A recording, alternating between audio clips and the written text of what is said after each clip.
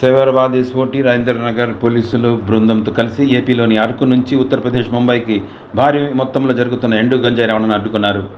254 కిలోల ఎండు గంజాయి మారుతి సుజుకి ఎర్టిగా కాలాన్ని స్వాధీనం చేసుకున్నారు. ఏపీలోని విశాఖపట్నం అరకు నుంచి ఉత్తరప్రదేశ్ ముంబైకు ఎండు గంజాయి రవాణా చేస్తున్న 5గురిని అరెస్ట్ చేశారు.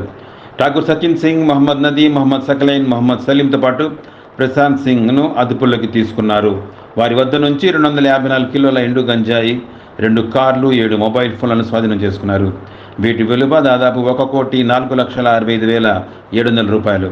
ఎండు గంజాయి అక్రమ రవాణాను అడ్డుకున్న టీంకు Rajendra Prasad zone DCP CH Srinivas నాయకత్వం వహించారు. Cyberabad SOT DSP D Srinivas, Madhapur additional DSP Srinivas Reddy తదితర పోలీసులు చాకచక్యంగా ఎండు గంజాయి రవాణా చేస్తున్న వారిని పట్టుకున్నారు.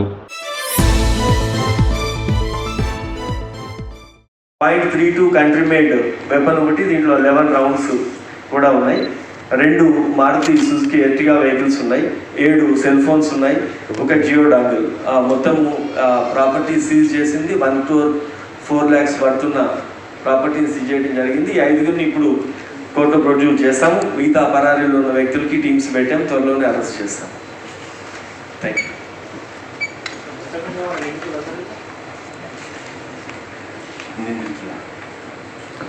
ఇది ఇప్పుడు ఈ ఇంట్రాగేషను, ఇది ఇమీడియట్గా ఇక్కడ తీసుకురావటము ప్రెస్ మీట్కి, తర్వాత మన వాళ్ళందరూ అక్కడికి వెళ్ళి ఆ లైవ్ దీనికి సరిపోయింది.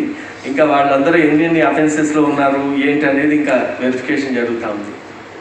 పోలీస్ కస్టడీ తీసుకున్న తర్వాత మనం దీన్ని వెరిఫై చేస్తాం. Thank you.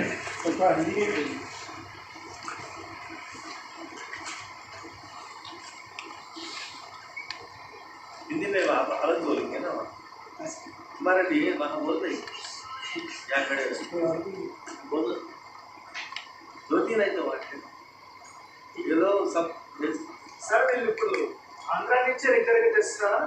ఈ 3 నెలలైనా గతంలో ఏమైనా తెచ్చారా సార్ వీళ్ళు? 5 years నుంచి. ఈ సచిన్ సింగ్ ఈజ్ నటోరియస్. ఇప్పుడు ఎవరైతే మనము పట్టుకున్న వాళ్ళు 5 ఏళ్ళ నుంచి చేస్తున్నారు. ఇది లాస్ట్ 3 నెలల్లో కూడా 3 సార్లు తీసుకొచ్చారు. అరకులోనే తీసుకుంటారు. ఒకటి కొంతనేమో అక్కడ ప్రతాప్గఢ్ డిస్ట్రిక్ట్కి యూపీ పోతుంది, ఇంకో కొంత ముంబై పోతుంది. ఈ నదీం అండ్ సలీం వీళ్ళ గ్యాంగ్ ఉంది కదా, వాళ్ళ దగ్గరికి పోతుంది.